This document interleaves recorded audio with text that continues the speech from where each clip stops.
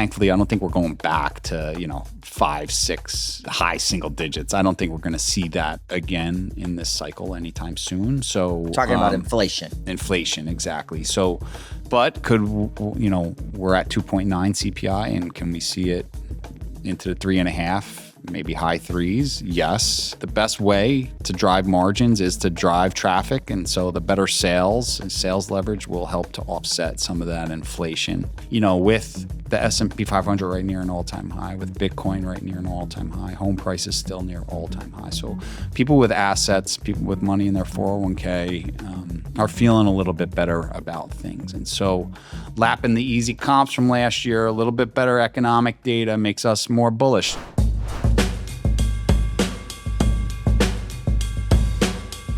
Welcome to Farm to Fork, the Innovators. I'm David Maloni, president of Datum FS. With over 40 years in the food supply chain, we explore the stories and strategies transforming how we produce and serve food. Our guest innovator today is Mike Halen, senior restaurant analyst at Bloomberg Intelligence, a seasoned expert on the health and outlook of the food service industry and consumer trends. You might remember him back from episode 7, where he accurately predicted the outlook for 2024. Now he's back to share his insights on what's ahead. Today we explore the current state of the consumer and restaurant industry, what's working for the industry and what's not, Mike's outlook for restaurants and food service distribution this year, and his biggest concern for 2025, which could impact the industry. So buckle up, hit that subscribe button, and let's harvest progress together. This is Farm to Fork, the Innovators, where the future of the food supply chain starts with this episode. All right, Mike, welcome back to the show. Tell us a little bit about yourself for those who didn't hear you the first time. Thanks for having me, David. I always enjoy our conversations, whether they're recorded or not. I work at Bloomberg Intelligence. I cover 17 publicly traded restaurant companies, Cisco and US Foods. We write research, try to project earnings, write industry level research, and then we market it through TV, radio, podcasts like this, our own podcast, Chopping It Up by Bloomberg. That's my little shameless plug for the day. Yeah, sometimes it's pretty dope. Yeah. And so Mike was on about a year ago. And, what we want to talk about, Mike, today is about the consumer and the food service and food service distribution industry, which he covers. But if I remember correctly, a year ago, you pretty much nailed it there, Mike. You were calling for some headwinds, right? Can you walk us through this last 24 and what happened in the food service and food distribution industry? Yeah, sure. I sure can. I think we started seeing in 2023, we were anticipating once the stimmy dried up and student loans came back, that there would be some headwinds, and then the cumulative effect of inflation would kind of hit consumers. And, luckily we were correct. Restaurant Insights Monitor did a survey in the middle of last year, and they asked consumers how concerned they were. And the most financially concerned consumers, most of them said they were going to cut back at restaurants first. 74% of those respondents said restaurants is the first place I'm going to cut back on. Or restaurant spending was something they were going to cut back on. So that's really what it was. Consumers were pushing back against the higher prices at restaurants, but also, the higher rent costs and grocery store costs and heating and energy costs, you name it. They were kind of pushing back on all the inflation they had experienced over the last 3 years. It was the low-income consumer that was affected the most and pulled back most on their spending. We kind of are still seeing this K-shaped economy where the top slant of the K are people with assets that, make a decent amount of money, and they're feeling kind of pretty good about things, especially in the last, few months with asset prices at all-time highs. And then on the lower slant of the K is the low-income consumer that, they live on these very fixed budgets, and inflation really, really impacts their spending, and so they pulled back the most. So I wasn't the most I wasn't the most optimistic last year, but luckily I can say our outlook for this coming year is definitely better than 2024. Cool. So why do you think restaurants top the list? Or did restaurants top the list at 74%? Top the list, yeah. I Okay. think it was like clothing was at like 66. That was like second, but because it's so discretionary, you can easily go to a grocery store and purchase some food to cook for yourself, or a frozen dinner, or some cereal at breakfast, right? And whatever it might be, you can easily go to the grocery store and save yourself money by making it yourself at home. And so I think that's one of the biggest one. Also, you eat out, so you eat out and eat so many times a week. You have a lot of opportunities to cut back at restaurants, right? Yeah. About a little more than half our spending now is at restaurants, and so people are on average eating out, every day. I don't know, almost every day. You know what I mean? So there's a lot more opportunities to cut back as well. Yeah. Do you think execution's played a part at all? Do you think the industry is executing as well as they were maybe pre-COVID? Or Well, post-pandemic, obviously not. We had a lot of people that left the restaurant industry that yeah, pretty much never came back, from what I've read. And so that was a much bigger issue, 21, 22. That's improving.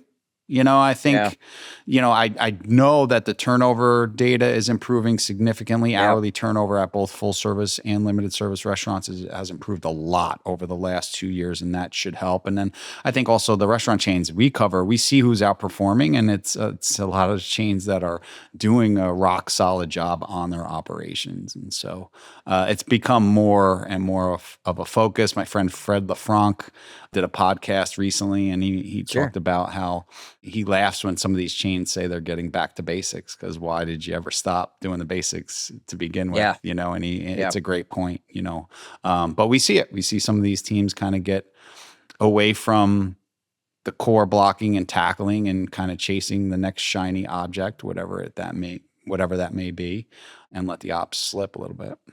Yeah. Well, I mean, I could think, I could speak from my restaurant during COVID. Labor was going up so fast, and it was so hard to find employees. And oh, by the way, commodities were going up too, that it was hard just to block and tackle. You were just trying to survive. Yeah. You were trying to, I mean, there were days where we had to close the restaurant early because we didn't have employees. Yeah, that's tough. Right. So I wonder if that's probably played into the execution piece as well. Well, actually, let me step back for a second. Food distribution. How did food distribution in 24 do with these challenges? If the companies that we cover is just Cisco and US Foods, right? So we have the two biggest food service distributors in the United States. They're doing pretty well. US Foods more so than Cisco. Cisco has had some kind of bumps in the road and some fluctuations, I would say, in their top and bottom line growth. Whereas US Foods has a relatively new CEO. I guess David Flitman's been in there for a couple of years now. But they continue to see some kind of low-hanging fruit here, and ability to grow, about 2 times the market. They're looking to grow their US food service business 3 to 5% a year over the next few years, and that's pretty bullish. They're also showing some pretty decent margin expansion, despite doing things like expanding delivery hours and time. So, I would say they've both done okay. They both outperformed the market in terms of growth with U.S. independent restaurants, but U.S. Foods is probably doing a better job. They're also do a better job with the healthcare and hospitality, like hotels and hospitals and stuff like that. And they have technology that's largely considered the best in class, and they've done a good job bringing in new customers in those segments as well. Yeah, and if I remember correctly, when we talked a year ago, you called that as well. You expected U.S. food service to outperform compared to others just because of their customer mix. Is that fair? Yeah, and we continue. I think inflation. I quickly touched on. We think there'll be better sales. We also think inflation isn't going away this year, and so for that reason, we also continue to favor U.S. Foods, because 2/3 of their business is contracted. So with markups priced in, based on inflation. And so Cisco, that's only about half of their business. So, CPI is back to about 3%. And we think it's going to go higher in the first half of the year here in the U.S. And U.S. Foods is better suited to deal with that environment than Cisco. All right, interesting. Let's step into CPI in a minute and talk about 25 here in a minute. But you just got back from ICR Conference, which, folks, is generally a consumer companies conference. Can you elaborate on that? What is it first? Just explain to our listeners. And then what did you learn? Like, what are the trends are you seeing for 25? Yeah, ICR does a phenomenal job. I love this conference. It's my Super Bowl. RFDC is great as well, but this one is really well done because you have dozens and dozens of consumer companies, and lots of restaurants there, lots of companies that sell restaurant technology there, and the way they set up the breakouts and everything, you get a chance to really interact with the management teams, FaceTime with the management teams. You can sit out in the breakouts all day, which I tend to do a lot of, and ask questions of the management team. So you get a lot of good information during that conference. For me, for my companies, it was more of the same. I'd say Darden was continuing to talk about doing a better job of marketing the value they provide at Olive Garden. Right, they've priced significantly less than their peers. They've priced significantly less than inflation, but they haven't necessarily done a great job communicating that at Olive Garden. So that's going to be a point of emphasis. Operations, which I mentioned, have become in vogue again. Darden's always been best in class there, and so not something that necessarily too worried about. But talked a little bit about their decision to expand into third party and how they're doing it, which I think is smart. It's not going to grow as fast as it would if they joined the third party marketplaces, but yet they're protecting their margins, and they're going to charge the same prices on their menu in the restaurant as well as through third party. And so we think that was smart. I think, they caught some shade for taking their time, but they figured out the way to do it right. And they're going to do it only via curbside. And so you're not going to have delivery drivers clogging up the front of your restaurant. And so that was all good stuff. Texas Roadhouse was interesting because they gave more color, I think, than ever on their other brands, on Bubba's 33 and Jaggers, right? And so we got some good color on that, and that company's just been a machine. Shake Shack and Cracker Barrel were there, and those are two companies that we are excited about. We think this year they can both outperform in their indexes versus other quick service and fast casual names. For Shake Shack and Cracker Barrel can generate same-store sales better than their family dining and casual dining peers through this operations and marketing playbook that you've seen executed so well at Brinker. Chili's just reported a 30% comp. Man, it's incredible. Which is insane. For as long as I've been in this business, people have been talking about that Domino's back in 2009, 2010, and their comeback, and them putting up 10% comps, and a 30 when you're already been casual dining. 30 in casual dining when you're already comping over what was a 6.5 from last year. It's not like they comped over a negative number. It was absolutely incredible. Kevin Hochman and the team. I got to see Kevin yesterday in the city, and him and the team have done a phenomenal job of focusing on what matters, right, and doing it in an order that makes sense. It's like you can't draw customers in until you got your operations nailed. So they pared down the menu, and they improved the quality of some of the main core items on the menu, and they did a little bit of innovation around those core items that they have, and then from there they really turned on the marketing, and they're crushing it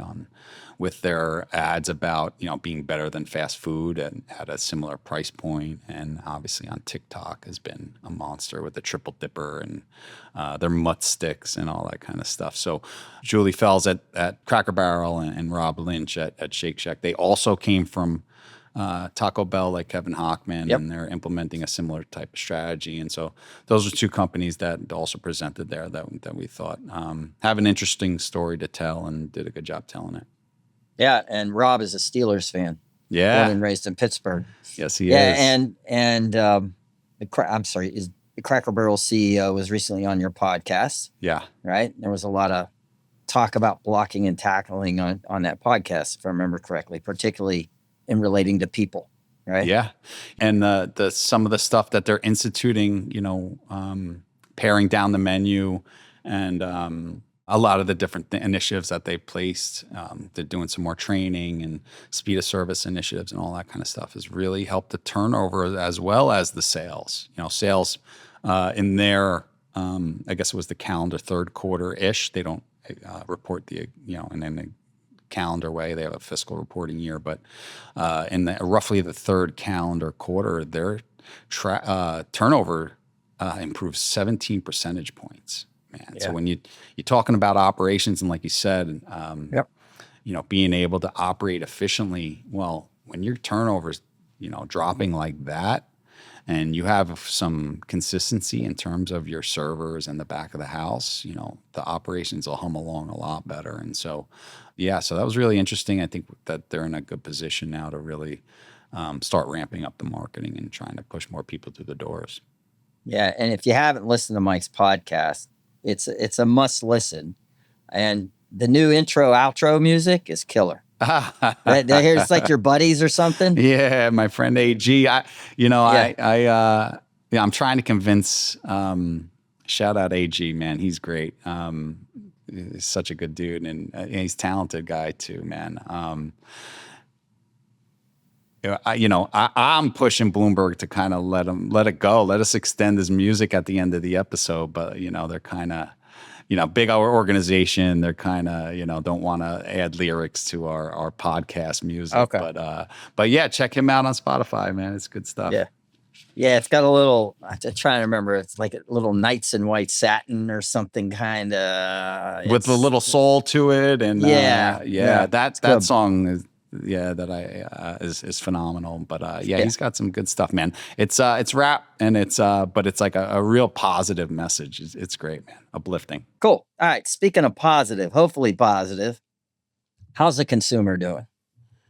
Consumers doing better. We are, we're coming out of a restaurant recession. Last year was rough, man. I mean, quick service coming out of the pandemic, everybody thought they were recession proof. I don't know about everybody. People in the industry didn't necessarily, but investors were talking about that and trying to justify these like crazy multiples QSR names had at the time. But, even QSR, same store sales were down through 3 or 4 quarters last year. So, you typically see that in recessionary type times.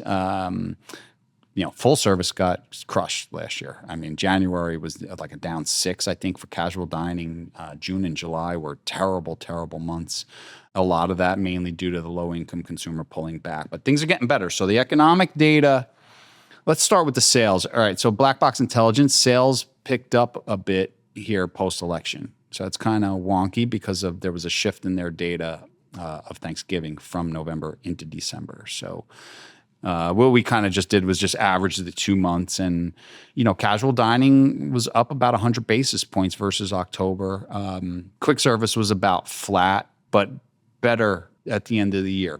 Economic data has been getting a little bit better. A lot of the stuff that we track to kind of see where the low income consumer is at is started to turn here in the second half of the year. In the third quarter, we saw another rise in credit card balances, but the good news is it's rising at a slower pace. All right, we saw a decline in credit card delinquencies.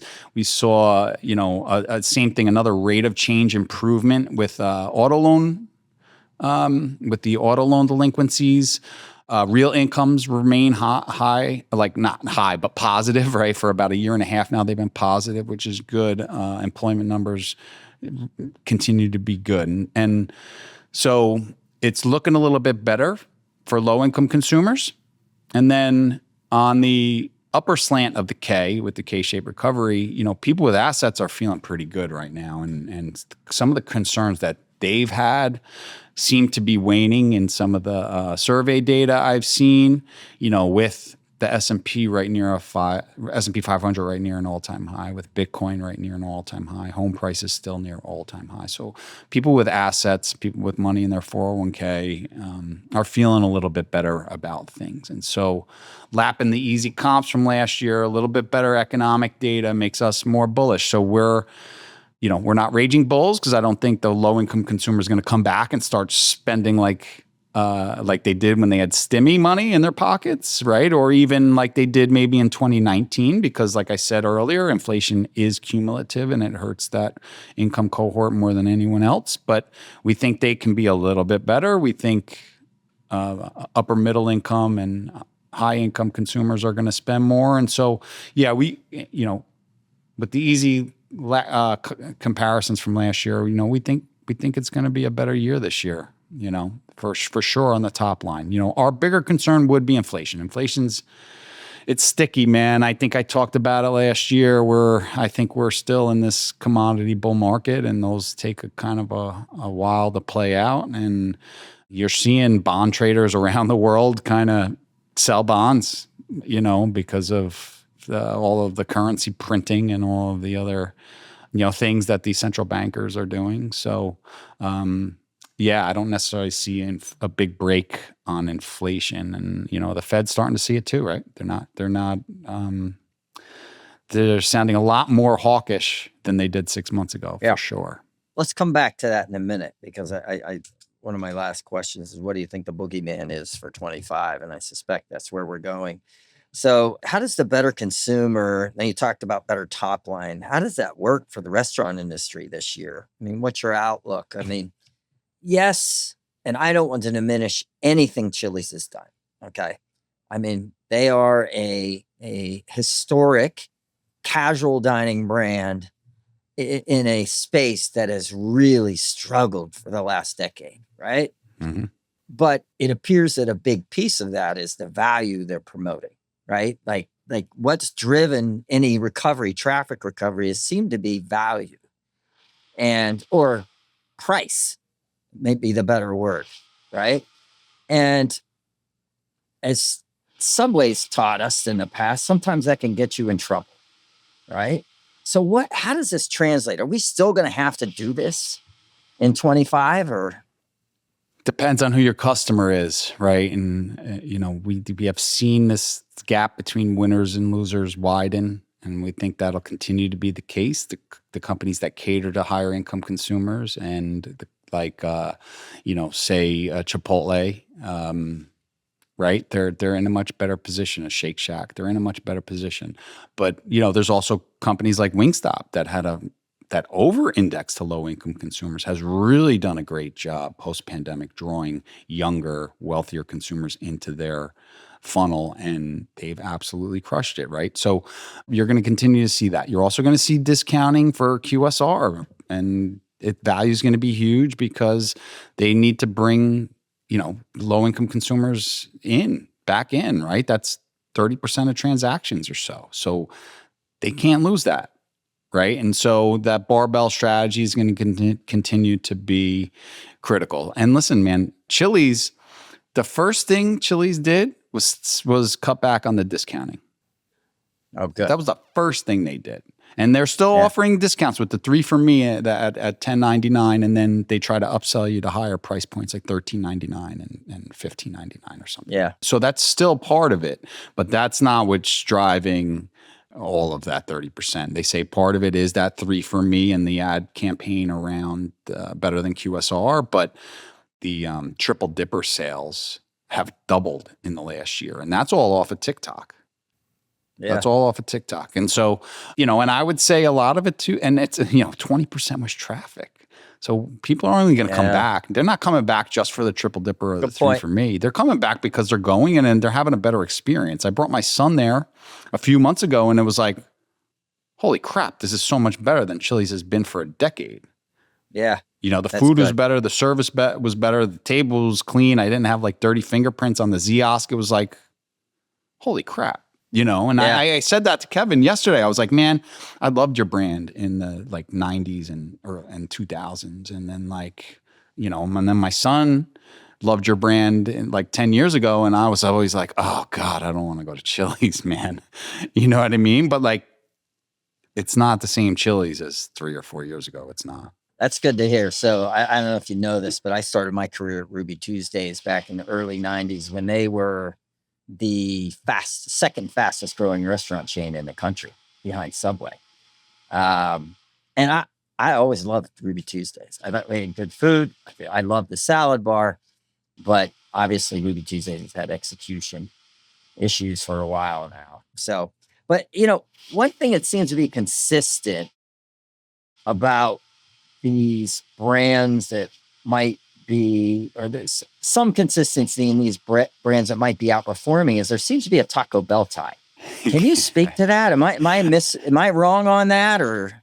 No, you're not. I mean, there's a lot of very talented people that have come out of Taco Bell. I mean, that chain has absolutely crushed it now for a couple of decades. So they've done a hell of a job. They were ahead of the curve, I would say, on data and analytics, and always did a phenomenal job of marketing and running great restaurants. And so, yeah, man, there's a lot of talent that's left there and is cropping up around the restaurant industry. And, it's been Hochman and his CMO, George Felix, both came from Taco Bell. It's been great to see what they've been able to accomplish, right? Like I said, we're bullish on some of these other former Taco Bell execs.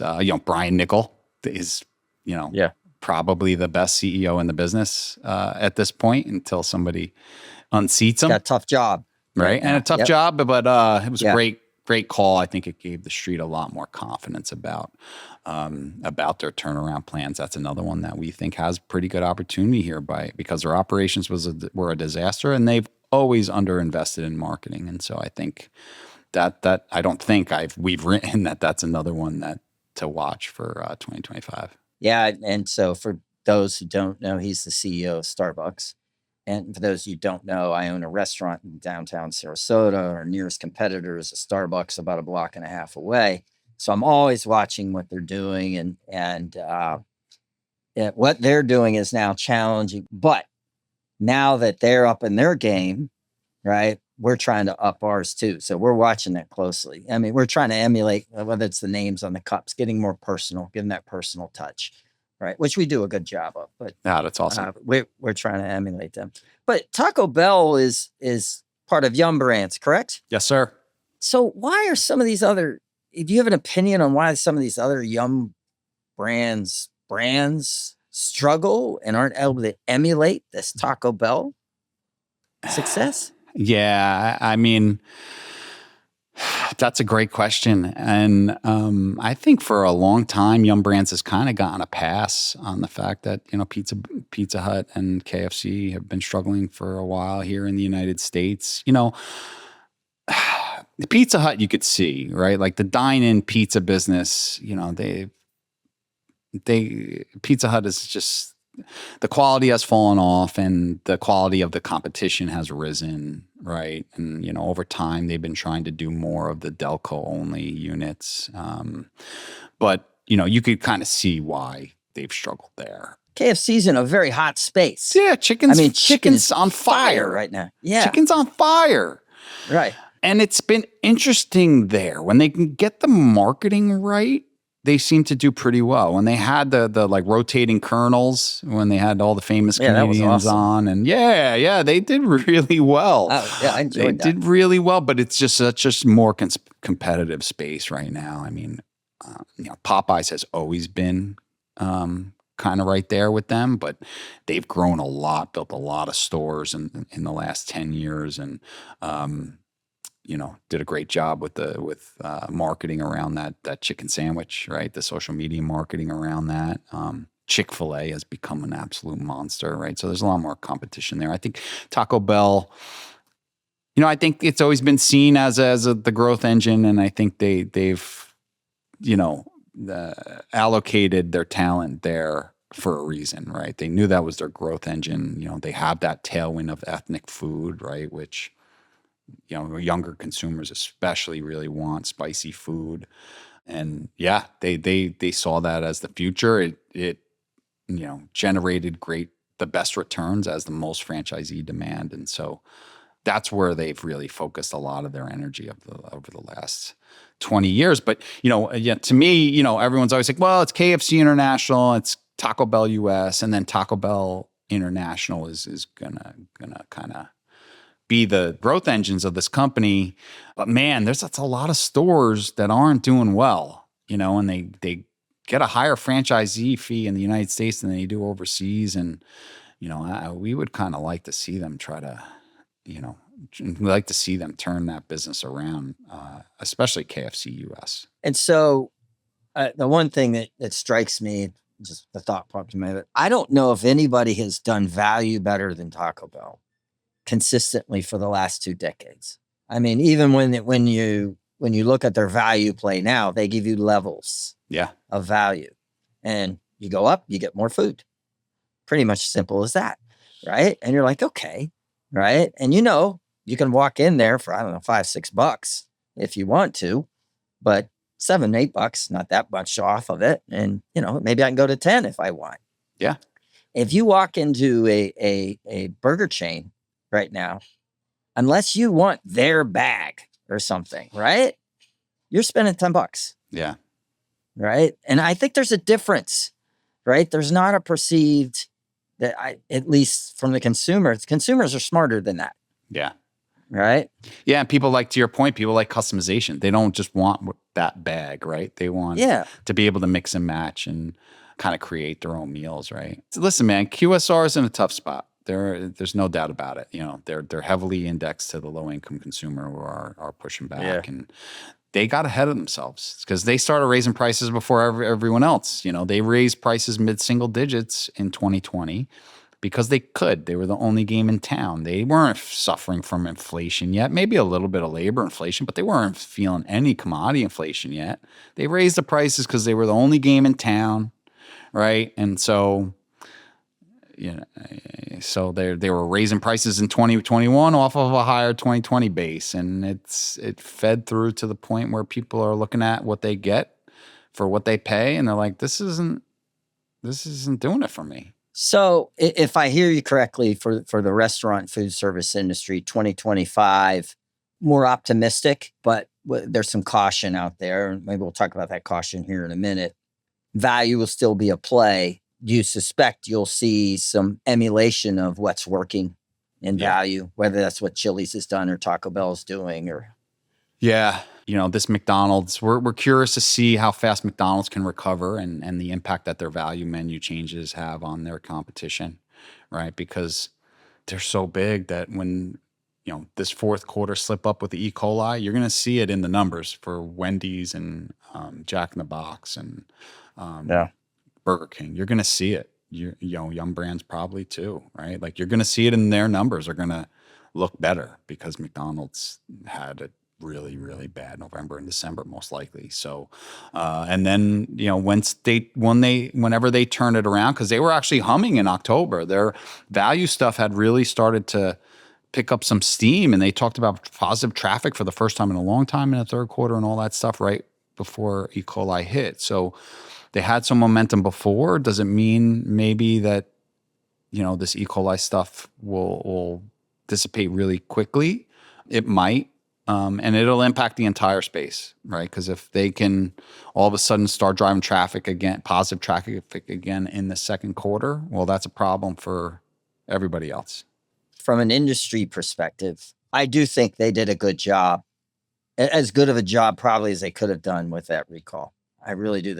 They handled that quicker than I thought they'd be able to. Yeah. And, I had talked to some experts that said, oh, wow, this is in, X amount of states. This is going to be thousands of people. Yeah. And the fact that it was kept to like a little over, roughly 100, maybe a little more than 100 was, from what I'm told, was pretty amazing. So, we had some research done for us by our friends at Cognovi Labs. They use AI and machine learning to analyze social media posts, other online posts, forums, stuff like that. And what they saw was that the chatter around E. coli, as well as the emotions tied to it, dissipated really quickly in the fourth quarter. So that could bode well for their turnaround for the turnaround at McDonald's. Yeah, and I'll just plug how important it is, folks, to be able to react quickly to these incidences, right? And how much it can impact your brand.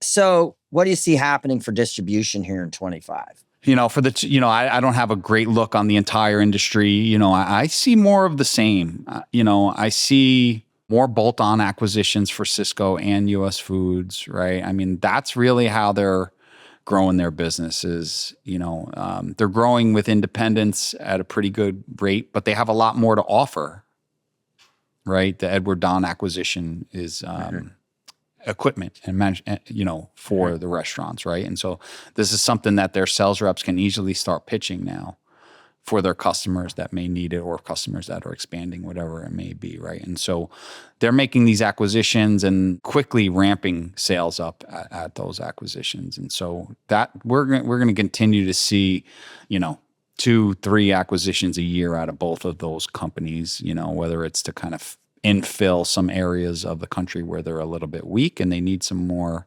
manufacturing facilities and more, sales reps on the ground, or, specialty cuisine is something that Sysco is looking at. US Foods has talked about bar and grill, how that's a big opportunity for them. Center of the plate and produce, those are two areas where the national distributors are under indexed versus their other offerings, right? So a lot of operators want to purchase their seafood and their steak and their produce from local, smaller food service distributors. And so, they're acquiring some of these smaller food service distributors, and they're not changing their name to Sysco, and they're getting involved in those businesses, right? And then they're also trying to do some education about the proteins and the produce and where they get them from. And so even if it is labeled Sysco or US Foods, that to try to make the restaurateurs feel comfortable about purchasing from them. Interesting. Funny how that works. Are they adding capacity? I mean, in my world, my clients are very concerned about how tight capacity is and how margins have gone up for distributors, right? They're concerned that will inhibit growth some. Right now, again, my world is supply chain, right? So I'm typically talking to supply chain people, and what worries them is supply chain issues. There's other, I get it, but are they able to add capacity beyond acquisition? Yeah, they both are opening manufacturing facilities. US Foods, during their investor day last year, had a really cool video about the distribution facility of the future and all the automation that's going to go into it. But yeah, they're both investing in capacity. It's always part of their CapEx. Yeah. All right. So generally optimistic, Mike, but it sounds like I was going to ask you, what do you think the boogeyman might be? But it sounds like that boogeyman might be inflation. Is that right? Yeah, I think so. Especially in the second half of the year. Right. But better sales, I don't think we're going back. Thankfully, I don't think we're going back to, 5-6 high single digits. I don't think we're going to see that again in this cycle anytime soon. So talking about inflation, exactly. So, but we're at 2.9 CPI, and can we see it into the 3.5, maybe high threes? Yes. And so it will hurt, I think, a little bit on the profit line. I mean, the best way to drive margins is to drive traffic. And so the better sales leverage will help to offset some of that inflation, which will be a good thing. Last year we didn't really have that. It was like especially for full service dining, it was a double whammy. It was like traffic's declining, sales are declining, and then you're getting hit with inflation on top of it. And so that was just a brutal year for the bottom line for the full service chains, except for Chili's and Texas Roadhouse last year. Yeah. So if I hear you correctly, you're saying steeper inflation than what we have today, but not anywhere like to what we saw over the last couple of years. Yes. Right. And, if I have a tendency to look at wage inflation data, there's a pretty good correlation there. And for what it's worth, it would suggest the same. 4%. Our company's looking at 4%, which that's where it's been for the last handful of years now, 4% a year wage inflation. I think there's 23 states that increased their minimum wage this year. Yeah. We got a little spoiled pre-COVID when we were running wage inflation at like 1.5%, 2%, helping keep inflation down. Yeah.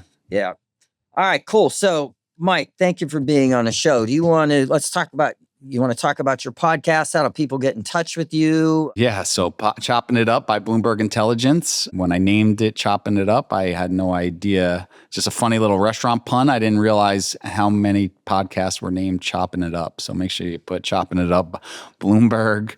And so it's been fun. We have some great restaurant founders, CEOs, restaurant tech CEOs on there. We have a distribution list. So if any of your listeners want to get in touch with me, just shoot me an email, mhalen, HALEN1 at bloomberg.net, and I'll be happy to add you to the distribution list. Mike Halen, I'm on LinkedIn as well. It's always a good place to connect. Okay. Last question. Who do you like in the Super Bowl? Oh, man. This is like, did you see the meme? The memes are so funny about the Super Bowl because it's a Super Bowl nobody wanted. I'm a Raider fan. My whole family are Giants fans. So I hate the Chiefs with every ounce of my being. Pretty much, dislike the Chiefs. The Eagles because it's just kind of passed down. I think it's like in my genes. The best meme I saw was it was like red, green, and gray in this little like pie chart, but then it was like on the United States map, and it was like Philly was green, Kansas City was red, and the rest of the U.S. was gray, and gray stood for hoping for a meteor strike. Yeah, so that's kind of where I come down. I'm gonna roll with the Eagles, but okay. Yeah, they can run the ball. I really like their defense. Mahomes is the superior quarterback. Obviously, he's unbelievable. We'll see. We'll see what the refs. We'll see what the refs have to say. You get in trouble for that one, Mike. Defense wins championships. So, not that Kansas City doesn't have a great defense too. Their defense is great too, man. Spagnuolo's the man. I love Chris Jones. I hate the Chiefs, but some of them, like Chris Jones, Pacheco. I love how some of those guys play. Pacheco's a Jersey. Well, Rutgers, Jersey, right? Yeah, Jersey guy. Yeah, that's right. All right, great. Well, we'll see. All right, Mike. Thanks for being on the show. Thanks for having me, David.